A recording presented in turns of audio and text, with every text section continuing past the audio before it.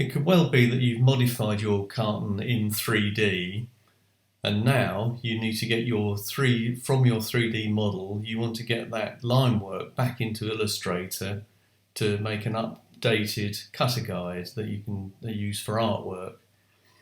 And to do that, I've put just the model of the carton and nothing else into a new document, stripped out all the materials and bits we don't need.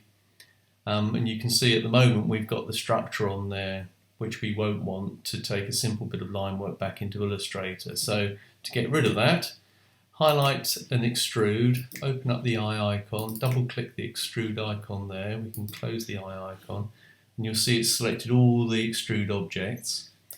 Under the object tab, change all the movement to 0, and now we've got rid of all the unwanted structure in there. To be able to take line work back to Illustrator, we need to put a Sketch and Toon shader on here. So in the Materials menu, under Create, New Shader, and this is off screen, I'm sorry about that, you can't see it, but I'm scrolling down to Sketch Material, and there's the new Sketch Material. Now we don't need to actually do anything with that other than to put it onto the topmost parent of the hierarchy, the parent object. And you'll see that's created a tag on there, a sketch style tag. It will also have added Sketch and Toon to the Toon, I always want to say Toon, to the render settings, although that's not going to affect this because we're not going to be doing any rendering. So from here we can go to Export, Export Illustrator, give it a name, find a place to stick it, put Save, and then we get this other pop-up menu.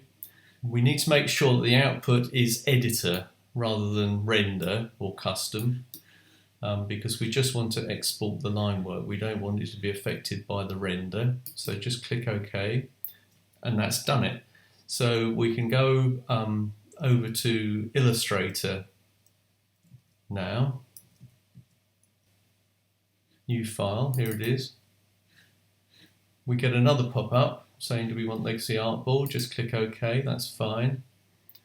And we've now got the line work straight from Cinema into Illustrator. If I put that in artwork mode there, you can see it's a fairly clean representation, which is exactly what we want.